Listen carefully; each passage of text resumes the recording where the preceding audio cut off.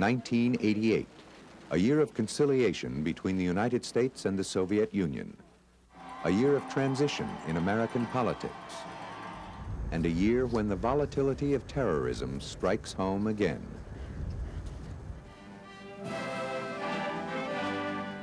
Throughout the year, the United States and the Soviet Union continue to broker their differences as the steady thaw in the Cold War progresses. The main reason for this movement is because of this man, Mikhail Gorbachev, and the revolutionary changes he is masterminding in the Kremlin, reversing the direction of over 70 years of Soviet policy. In one of several surprise announcements made during the year, the Soviets declare in January that they are putting an end to their 8-year war in neighboring Afghanistan.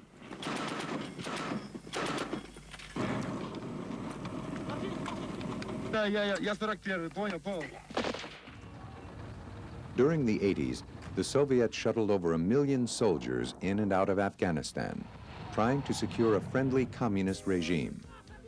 But their forces were stalemated by fierce resistance from Afghan guerrilla freedom fighters, the Mujahideen, who were supplied with over $2 billion worth of U.S. arms through rebel bases in Pakistan.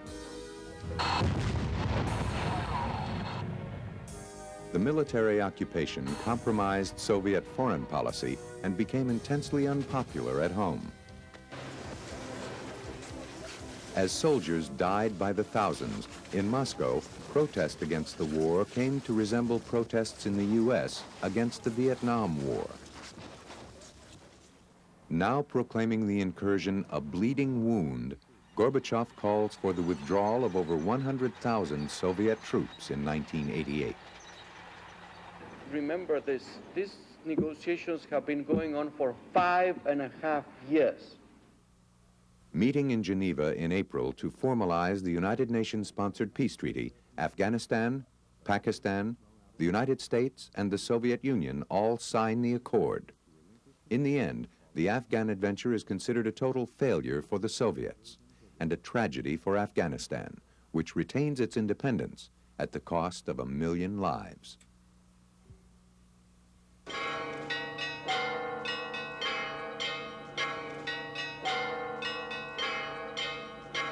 Now, trying to reduce the threat of future war on a global scale, Gorbachev extends an olive branch of friendship to Ronald Reagan in May, when the two leaders meet in Moscow for their 4th summit.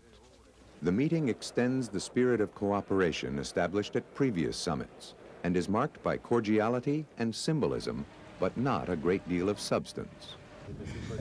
You still think you're in an evil empire, Mr. President? I was talking about another time and another era. Important issues such as the reduction of long-range nuclear missiles are left to foreign secretaries.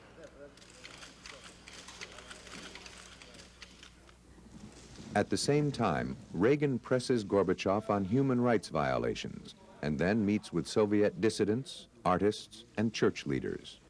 Just fine, and everyone is made to feel very welcome.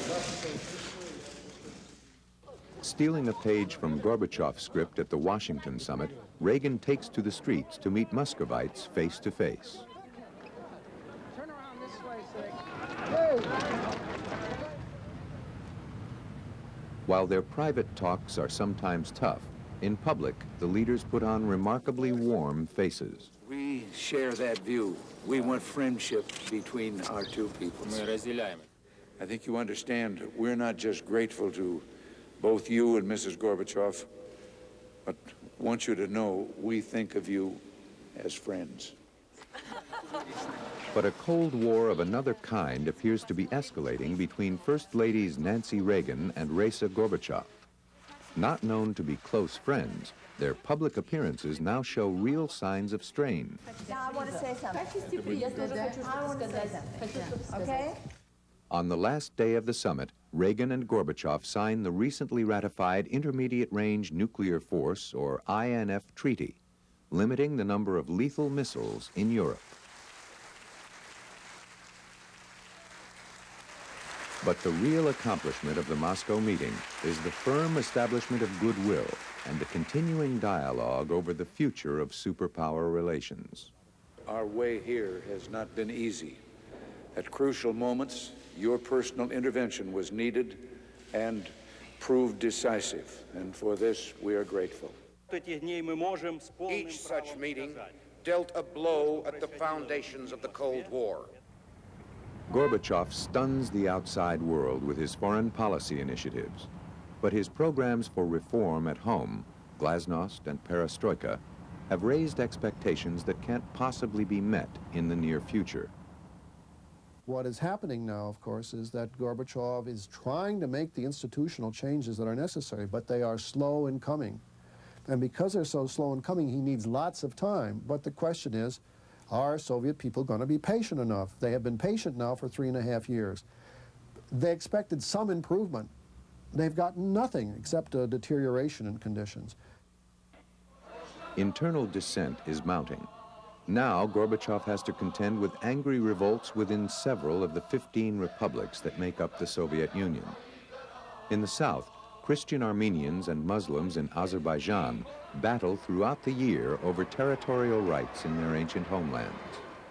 In the Baltics, the states of Latvia, Lithuania, and Estonia, annexed by the Soviets during World War II, are now pushing hard for independence, and the weakened Soviet Union is facing disintegration. Despite the growing troubles, Gorbachev continues to consolidate his power base when he revamps the Supreme Soviet to make it more representative. He also engineers his own election as president of the Soviet Union, a position that affords him greater responsibilities and challenges.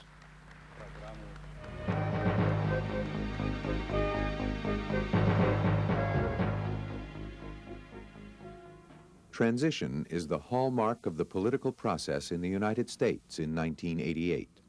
In this last year of the Reagan presidency, 13 hopeful successors join the electoral fray, and as the year begins, there are no clear frontrunners in either party. Vice President George Bush is one of 6 Republicans running the gauntlet of the primaries. But there are troubles in the Bush campaign. Since he had served Reagan faithfully, the vice president cannot divorce himself from many of the problems that arose in Reagan's era, most notably the Iran-Contra scandal. What did George Bush know about Iran? That isn't a compelling issue.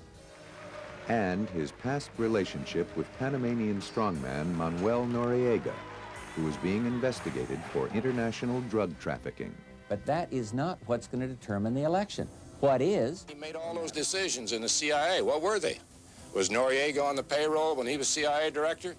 All the issues, combined with what the media labels the wimp factor, create the image that Bush is a weak candidate. Former Secretary of State Alexander Haig and TV evangelist Pat Robertson are among his rivals. But the strongest challenge comes from Senate Minority Leader Robert Dole of Kansas. But I believe I'm a stronger candidate and that I'm more electable. On the Democratic side, there is no clear leader. Gary Hart, who has re-entered the race despite the scandal over his relationship with model Donna Rice in 1987, finds his campaign in shambles. It's a rocky road uphill. Keep a big smile on your face. Trying to, yeah.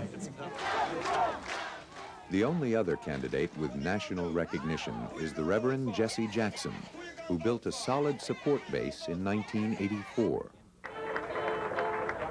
A pack of relative unknowns joins the race. Bruce Babbitt of Arizona, Paul Simon of Illinois, Richard Gephardt of Missouri, Al Gore of Tennessee, and Michael Dukakis of Massachusetts. The horse race begins in the states of Iowa and New Hampshire, and the candidates campaign intensely there, hoping that early wins will give their campaigns some momentum. Gephardt wins the Iowa caucuses for the Democrats. Dole wins on the Republican side, and Vice President Bush finishes third behind Pat Robertson. But I've discovered I have another something in common with President Reagan. We both lost Iowa. Here in New Hampshire also. Then on to New Hampshire, historically the first primary which defines frontrunners for the nomination. Bush gets his badly needed win in New Hampshire for the Republicans, and Governor Michael Dukakis of neighboring Massachusetts springs from the Democratic pack to claim this prize. On March 8, 20 states hold primaries and caucuses. This day becomes known as Super Tuesday, and it will significantly narrow the field. Negative campaigns set the tone in this political year, with candidates playing on their opponents' weaknesses. Bob Dole will make a difference for America. Positive ads like this one by Richard Gephardt. How many Americans are going to pay $48,000 for one of their Hyundais? Are drowned out by an ad depicting him as a legislative gymnast. Has flip-flopped on a lot of issues.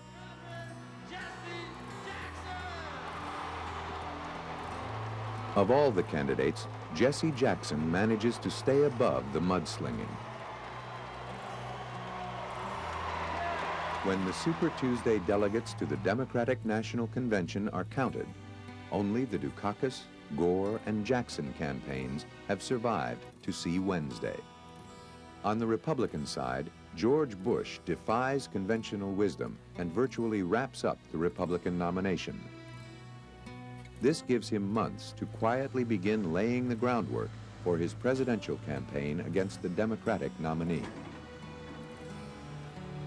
The New York primary in April would be decisive for the Democrats, who are stumping hard on some social issues that plague the nation: homelessness, education, and drugs. This ad by movie director Spike Lee drives home one of Jackson's themes. We the people can win this war on drugs. Jackson makes a strong showing with urban voters, but Dukakis claims most of the delegates in New York State.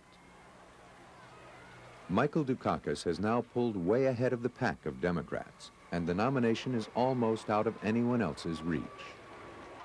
But Jesse Jackson has become a major player in the party, and his supporters express the hope that he will be the first African-American vice president.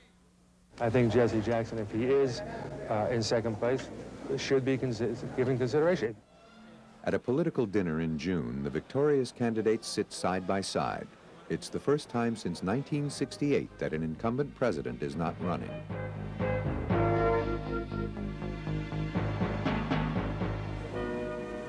The primaries are calling attention to a number of the nation's social problems which seem to be getting worse.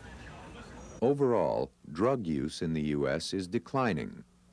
But during the 80s, the number of Americans abusing cocaine has skyrocketed. In the early part of the decade, this white powder was considered a white-collar drug. Coke was it. Coke was chic, and at $100 a gram, it had the high price tag to match. Like more conventional status symbols, cocaine had become another sign of ambition and prosperity. Cocaine has a unique ability to stimulate the brain's reward centers, to become just as important to the chronic user as food, water, sex, money, family, job, career.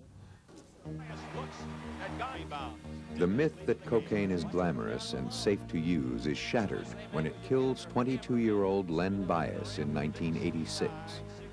Bias embodied the American dream. A starting forward for the University of Maryland basketball team, he was the Boston Celtics' #1 draft pick. His death shocks the nation. America learns that cocaine can kill. Money! Cocaine is big business. Americans are spending over $30 billion a year on it. Both suppliers and users are a formidable adversary in the war on drugs.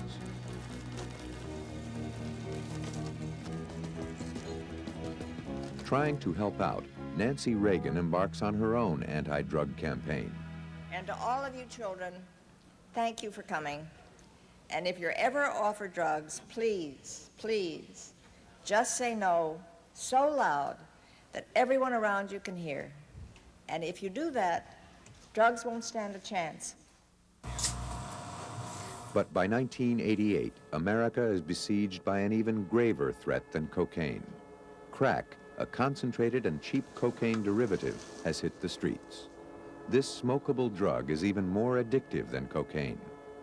Because of its low price, crack permeates the country, especially the inner cities, claiming a new class of addicts who say that once they tried it, they couldn't just say no. Crack is the hardest thing for me to walk away from. First hit was instant addiction. You want more, and if you don't have the money, you go out stealing, or you'll kill. You do anything for it. I mean, anything. Crack use is growing out of control. I don't have anything wrong. Man, I'm not doing nothing wrong. Crack hotline operator 191, may I help you? Neither drug treatment programs nor law enforcement agencies can begin to meet the new demands imposed by crack. Another social ill which mushrooms during the decade is homelessness. Not since the Great Depression have street dwellers been more visible. In 1988, Charles Boucher, the head of the nation's General Accounting Office, puts the plight of the homeless on his list of problems most neglected by the Reagan administration. He estimates that 3 million Americans do not have a permanent place to live. Oh, well, I'm just a victim of gentrification, and you could kind of like say I was gentrified. This woman recalls the experience of living out on the streets. Any mother, anyone who has children knows what it's like to be hungry at some point in time. And to see your babies sitting there hungry, and you know they're hungry, you don't even have a way to get them a drink of water, much less wash them up. It's terrible. Thousands of families with children have no homes. The problem is not confined to the inner cities. I think when people in this country think of homeless, they think of the bag ladies. They think of people sleeping on grates in the big cities and don't realize the impact that the housing cuts and the lack of assistance in the rural areas is having on people. But there are no easy solutions. While the number of homeless continues to rise, the supply of low-income housing in the U.S. is actually shrinking. Many shelters for the homeless are overcrowded and unsafe. Generally, the shelters are good. The people try to help you, but you get killed getting in one. The GAO advises that Washington allocate $20 billion to repair public housing. But the federal government is largely passing this responsibility to the states and cities, which are already financially strained and unable to stem the flow of more homeless people on their streets.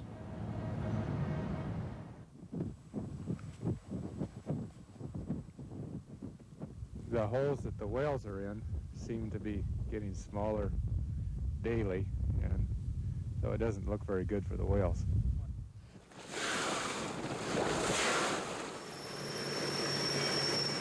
But big money and a big effort go to freeing Earth's largest mammal in October, when 2 California gray whales are found stuck under ice in Barrow, Alaska. They should have been heading back south, and they shouldn't have been coming up this way. And yeah, there's just no telling why. We've had heavy ice concentrations in the general area, and I suspect maybe they could have got trapped in a lead. Soviets, Americans, and others band together in an international effort to free the whales. Lots of hope, strictly hope, and desire to get it done. I mean, there's nothing, we're just going on a wing and a prayer. It's all we're going on. The aim is to create a series of holes so that they can move away from this area. After 3 weeks, the whales make it to open sea. How are you dressed? What's that supposed to mean? It means were you dressed for the box? 1988's box office hits propel some familiar actors to new heights of critical acclaim. Jodie Foster comes of age and wins the Best Actress award for her portrayal of a rape victim in The Accused. What the hell are you talking about? You saw me at the hospital. What, you think I asked for that? Is that what you think? Tom Cruise also receives high praise when he comes to know his autistic brother, played by Dustin Hoffman, in Rain Man, which receives 4 Oscars, including Best Picture. No, I'm sure you're real. Audiences cheer on Melanie Griffith as she tries to win the big contract and Harrison Ford's heart in Working Girl. I have a head for business and a bod for sin. Is there anything wrong with that? should know about it. No, just no. Baseball, as American as apple pie. Kevin Costner is a minor league catcher, and Susan Sarandon is his #1 fan in Bull Durham. Despite my rejection of most Judeo-Christian ethics, I am, within the framework of the baseball season, monogamous. But the year's favorite Hollywood couple is a pair of animated newcomers. Roger and Jessica try to find out who framed Roger Rabbit. I'm not bad. I'm just drawn that way.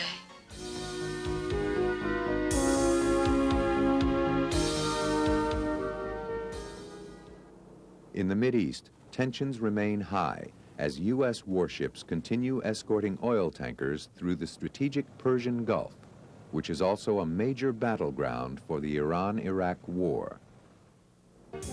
These ships weave their way among Iranian mines and are frequent targets for hostile attacks. Remembering the tragedy of the USS Stark, mistakenly hit by an Iraqi missile a year earlier, the necessity for another split-second decision determining life or death could occur at any moment. On July 3rd, a Navy Aegis cruiser, the USS Vincennes, comes under attack from small Iranian boats.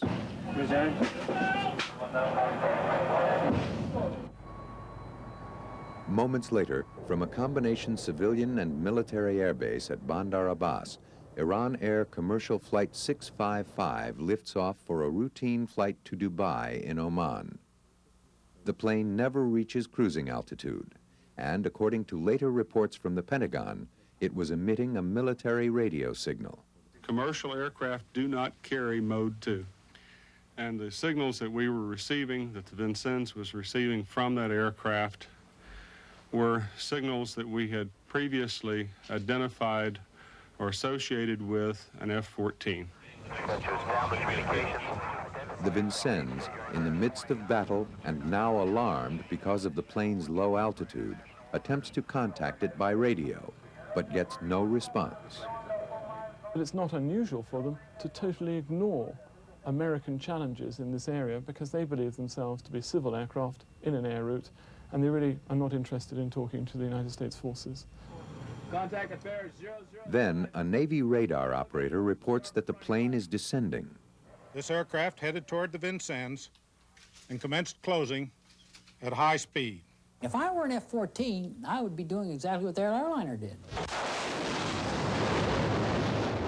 We're talking about 4 minutes here. 4 minutes to decide the life of a ship, the life of a crew. Taking track with guns. Oh, dead. We had him got it. That was a dead on. Yes. Okay. Within 10 minutes, the U.S. Navy realizes it has shot down a commercial airliner.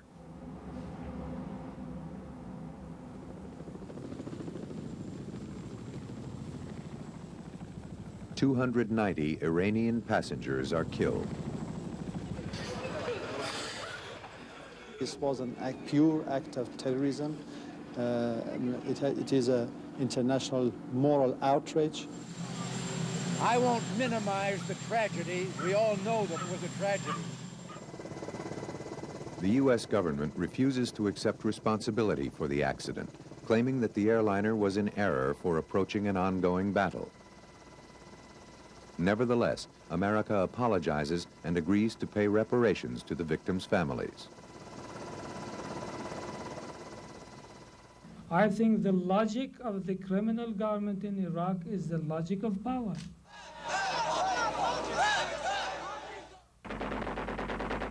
On land, the Iran-Iraq war still takes its toll on soldiers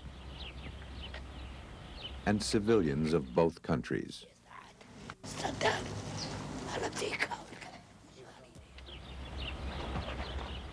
In actions played out before against Iraqi Kurds, Saddam Hussein once again unleashes chemical weapons, this time against an Iranian village.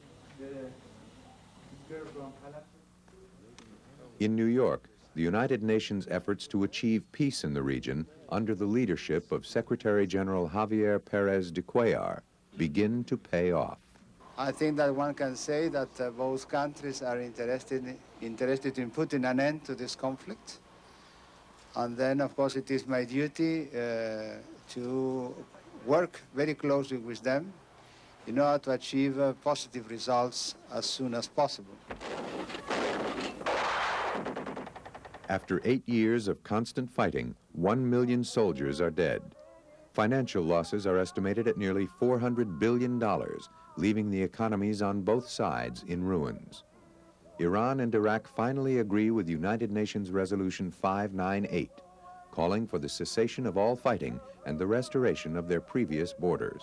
I now call upon the Islamic Republic of Iran and the Republic of Iraq to observe a ceasefire and to discontinue all military action on 20 August 1988.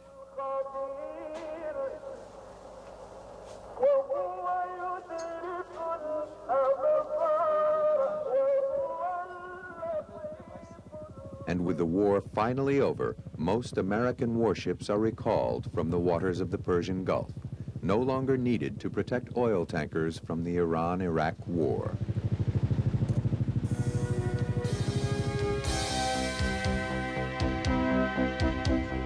The ungodly battle among televangelists that brought down Jim Baker in 1987 captures media attention once again this year when Jimmy Swaggart makes a confession.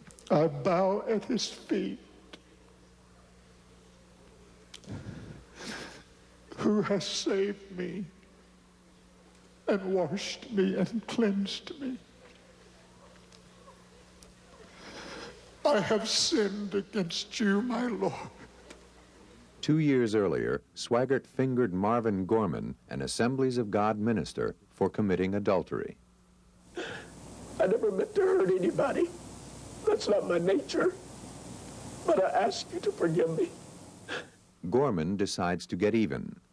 Together with his son Randy, who was also dismissed from Assemblies of God on morals charges, he proves Swaggart has been seeing a prostitute in New Orleans.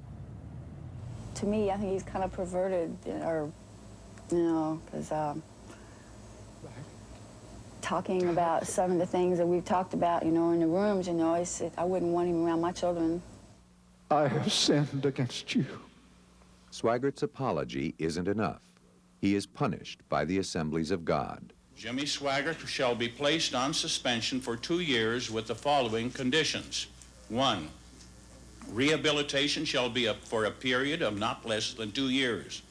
2, he shall be without pulpit ministry for not less than 1 year.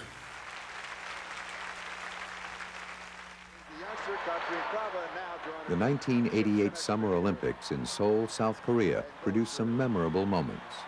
In 22:51.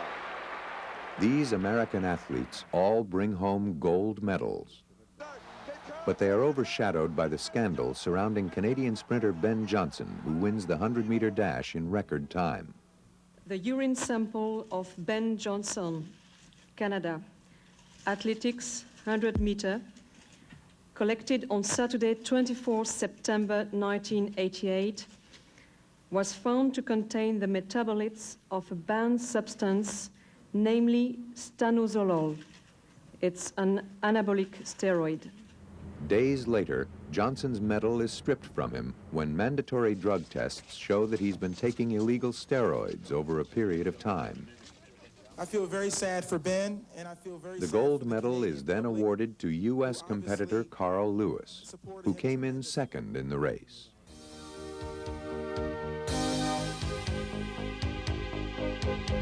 In the United States, the political season opens its second round. When the Democrats meet at their convention in Atlanta, Michael Dukakis announces his choice for vice president, Senator Lloyd Bentsen of Texas. For Jesse Jackson, it is a bitter pill not to be chosen, but he swallows it and accepts the decision with grace. I'm too controlled. I'm too clear. I'm too mature to be angry. In a dramatic display of good faith, Jackson appears before the convention to call for unity. His foreparents came to America on immigrant ships. My foreparents came to America on slave ships. But whatever the original ships, we're in the same boat tonight. Lloyd Bentsen is seen as a good partner for Dukakis. As a senator from Texas, he is considered the insider with Washington experience, which the governor from Massachusetts lacks. And Bentsen's voting record is more conservative than the liberal-leaning Dukakis. But in setting the tone for controversy surrounding the vice presidential candidates in this political campaign, it is revealed that Senator Bentsen, in past fundraising events, held $10,000 a plate breakfast meetings. Bentsen now calls these meetings a mistake. Nevertheless, there is an overpowering feeling of strength as the Democrats gather in Atlanta. They confidently mock George Bush and question his role in Reagan administration mishaps. Poor George. He can't help it. He was born with a silver foot in his mouth. I think it's fair to ask, where was George?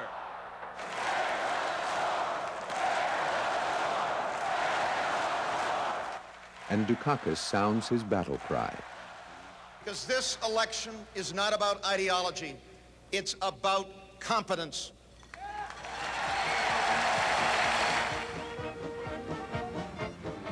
In New Orleans, George Bush secretly decides on a vice presidential candidate.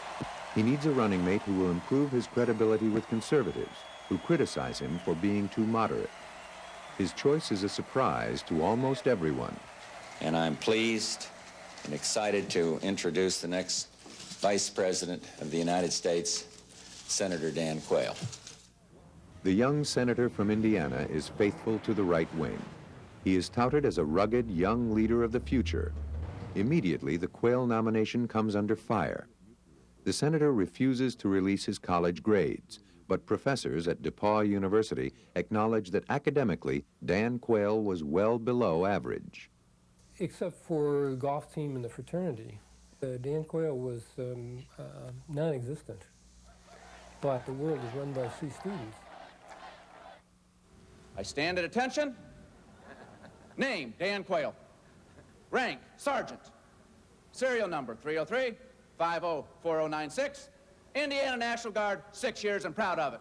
As a senator, Quayle earned a reputation as a hawk, but he is accused of having avoided active duty in Vietnam by using family influence to get into the homebound National Guard.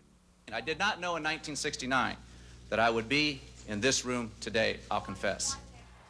The controversy of Quayle's fitness to be a heartbeat away from the presidency threatens to tear the ticket apart, and George Bush's judgment is questioned. I'm proud to have Dan Quayle at my side. Basically, one of the few major things that George Bush has done by himself is he picked Dan Quayle. Now, if you can't use that to raise questions about George Bush's judgment, you're not much of a presidential candidate.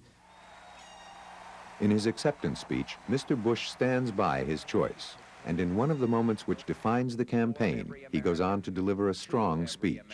I will keep America moving forward, always forward, for a better America, for an endless, enduring dream and 1,000 points of light. This is my mission, and I will complete it. He also makes a campaign promise which boosts his popularity, but will later become a burden. To raise taxes, and I'll say no, and they'll push, and I'll say no, and they'll push again, and I'll say to them, read my lips. And Ronald Reagan appears before the convention to once again deliver one of his famous movie lines. But George, just one personal request. Go out there and win one for the Gipper.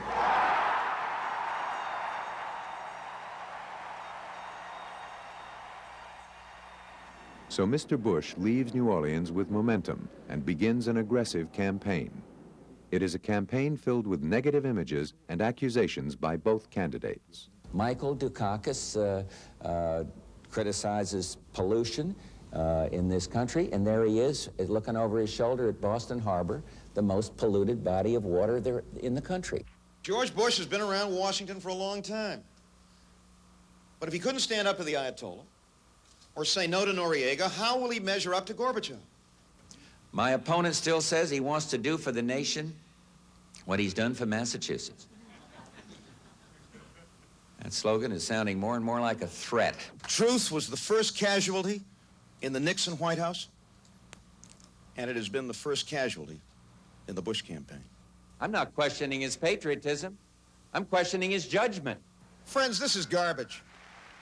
The presidential candidates hold debates, but it is the vice presidential debate which provides the memorable moment. I have as much experience in the Congress as Jack Kennedy did. I served with Jack Kennedy. I knew Jack Kennedy. Senator, you're no Jack Kennedy.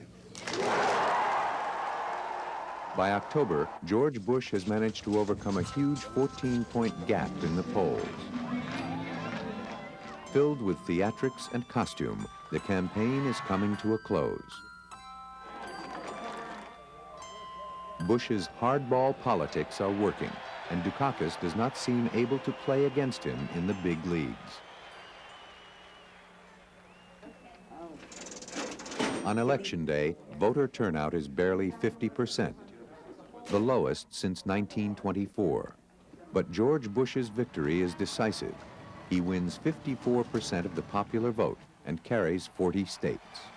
To those who supported me, I will try to be worthy of your trust, and to those who did not, I will try to earn it, and my hand is out to you, and I want to be your president too. Thanks for everything, and God bless America. Thank you all very much. Thank you.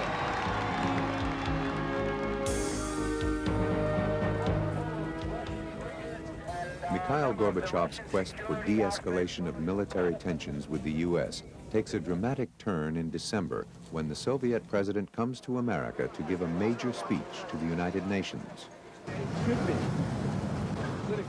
It's holiday season in New York, and Gorbachev's superstar status turns parts of the crowded city into a giant parking lot as streets are blocked off for security reasons. Outside the UN, it's clear that not everyone is glad to see him.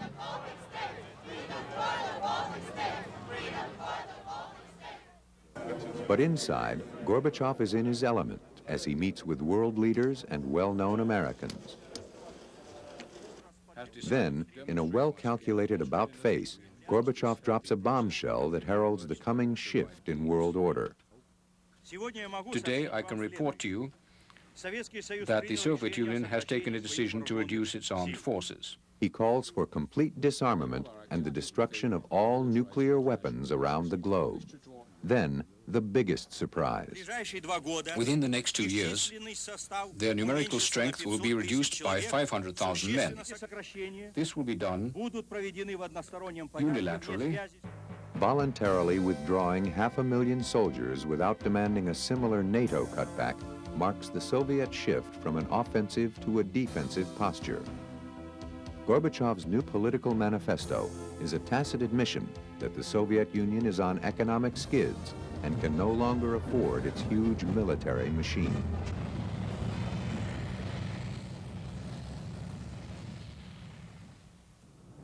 From the UN, Gorbachev crosses New York Harbor to Governor's Island for a last official meeting with his good friend Ronald Reagan and his first official chat with President-elect George Bush. At this time of transition, framed by the famous skyline, the three leaders pose for the media in a symbolic portrait of superpower goodwill. But Gorbachev's visit is called to an abrupt halt when a severe earthquake devastates parts of Soviet Armenia and duty calls him home. The Armenian quake is one of the worst in history, leveling numerous cities and villages and causing terrible destruction. Experts blame shoddy building design for the severity of damage and high number of deaths.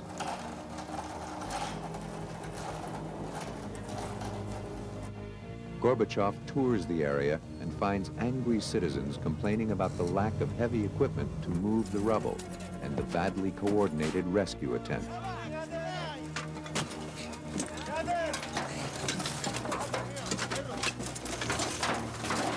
Many nations send relief teams to help find survivors, but efforts are now hampered by freezing weather.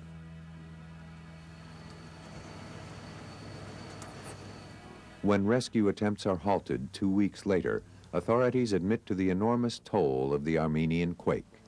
25,000 people are dead, and over 500,000 are left homeless for months or years to come.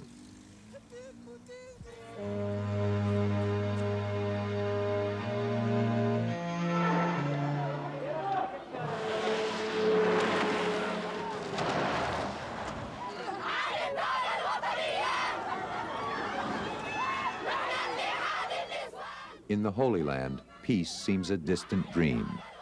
Our policy is to meet violence by violence.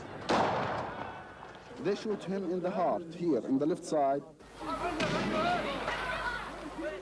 I hope they will be taught a lesson that they will not forget, and we will not hear of terror again as we had it in the past. We kill them, and they still demonstrate. We shoot them, and they come and they come. It is nothing to do with enforcing law and order. This is a provocation against the people of Nazareth, against the whole Arab population.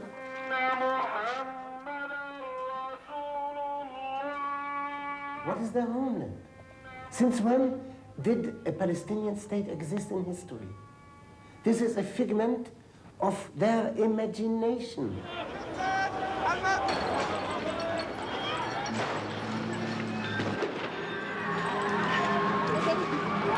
They kill people very easily. They consider us as animals.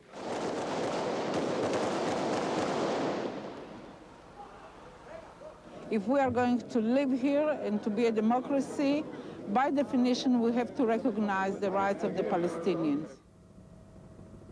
Israel's desire to defend its homeland and its controversial occupation of 2 Arab regions leads to violence throughout the year in the Gaza Strip and the West Bank. In 1967, Israel took control of these territories after the 6-day war with Egypt and Syria. For over 2 decades, Palestinian civilians have existed under Israeli occupation, but it has been a powder keg ready to explode.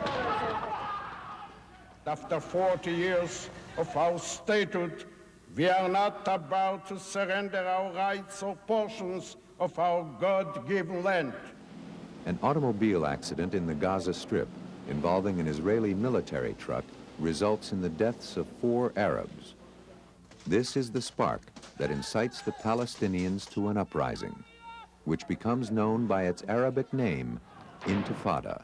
Suddenly this obedient Palestinian working for us in the fields and the factories turns and becomes a wild and angry man, throwing stones at us, sometimes even trying to kill us in a very vicious manner. I think that the general attitude of Israelis is that they are engaged in a war of survival. The violence spreads to the West Bank. Pockets of rebels organize the demonstrations, but their form of resistance, whether in Gaza or West Bank, never escalates beyond rock throwing.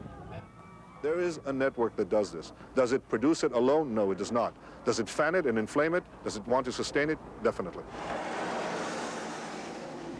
The Intifada becomes the fabric of life in the territories, raising once again the issues of 2 peoples, both claiming rights to the same homeland, and the recurring militant tactics that lock these cultures into a stalemate. I find it jarring to the Jewish spirit to see a policy of indiscriminate beatings against the civilian population. I deem that to be offensive to everything for which Judaism stands. I believe that in people's hearts, among Palestinians' hearts, they would say Israel should not be there, that there was a basic injustice done to the Palestinian people by establishing Israel. So if you ask them their gut feelings, you will get that kind of an answer. If you ask them a more pragmatic question as to what they think is feasible and what they can live with as a solution, then I think you will get a practical answer that yes, there should be a state alongside Israel, and that yes, they can live in peace with Israel. Meanwhile, on the diplomatic front, Yasser Arafat changes his own style of political intifada in 1988 when his Palestine National Congress meets in November.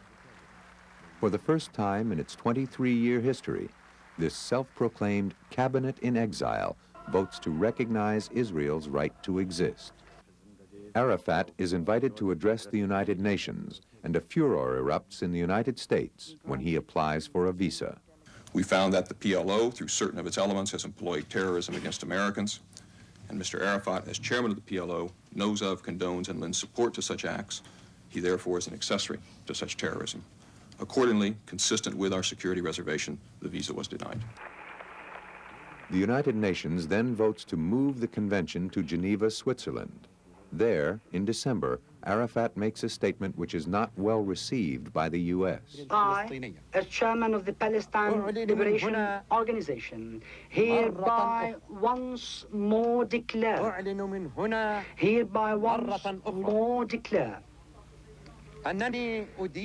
I condemn terrorism in all its forms. Many feel that the word condemn is not strong enough. These issues must be addressed clearly, squarely, without ambiguity. We are witnessing a monumental act of deception. The PLO chief repeats his basic position in different versions. Its simple meaning is the rejection of Israel's existence, the continuation of terrorism, and the encouragement of violence. The problem is still, for many Americans and many Israelis, that it is Yasser Arafat and the PLO who are uttering these words.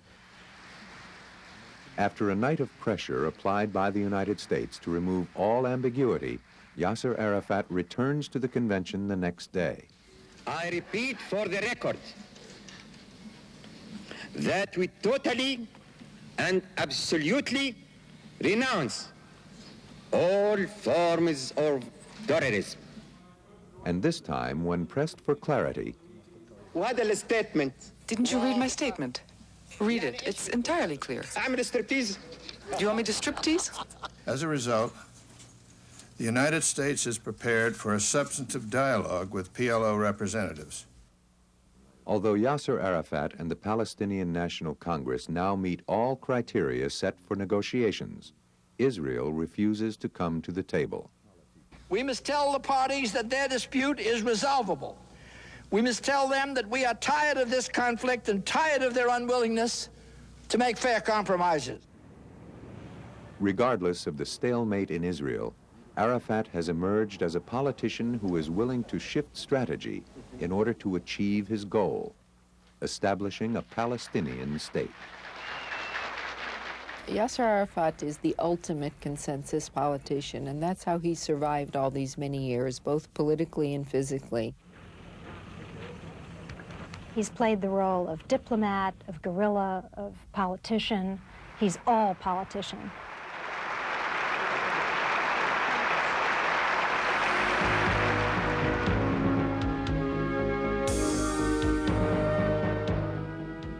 Three days before Christmas, travelers leave on Pan Am Flight 103 from London to New York. In this season of goodwill and cheer, terrorism strikes once again. We regret to have to report a major air disaster today. En route from London to New York, Pan Am Flight 103 crashed just north of the Scottish-English border.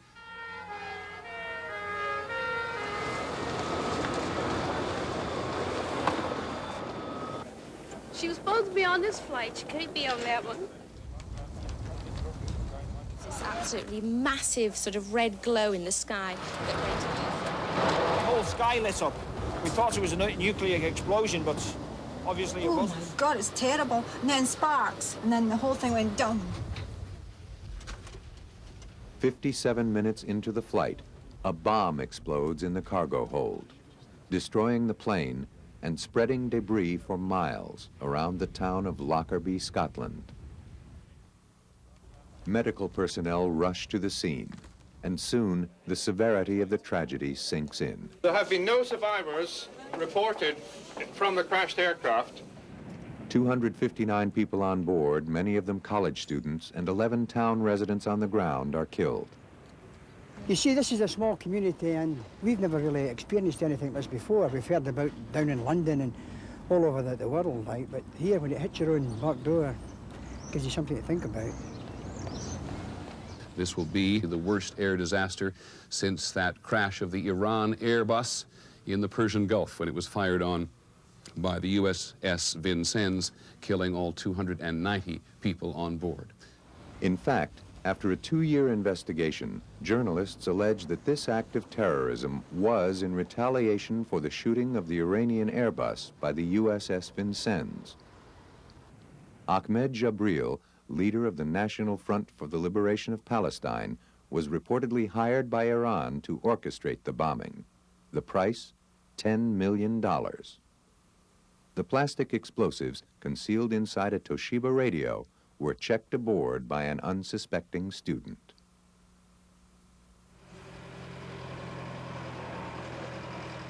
This act of terrorism, coming on the heels of Yasser Arafat's renunciation of such acts, reminds the world of its continued vulnerability to those determined to commit violence.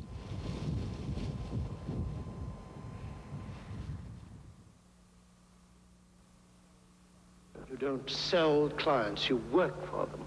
You work very hard researching the right investments. And when they're right, no one has to be sold.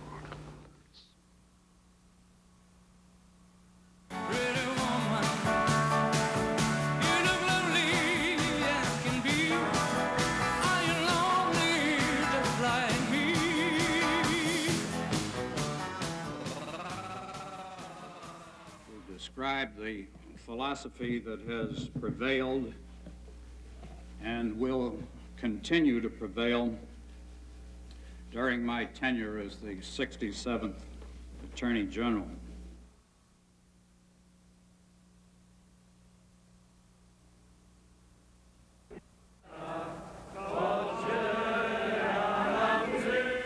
In Poland, 8 years after the independent trade union Solidarity was born out of conflict at the Lenin shipyard in Gdansk, trouble breaks out again in May when workers across the country strike for higher pay and a larger political voice. After being banned by the communist regime of Wojciech Jaruzelski for most of the 80s, Solidarity and its leader Lech Walesa rise up to challenge the political process, and the collision course is set. Nothing can make us afraid. These past 8 years have hardened us. Strikes continue throughout the year. Then, in November, the Solidarity movement gets a boost when British Prime Minister Margaret Thatcher visits Poland. I knew that I had to come and feel the spirit of Poland for myself. She openly criticizes the government and receives a hero's welcome in Gdansk.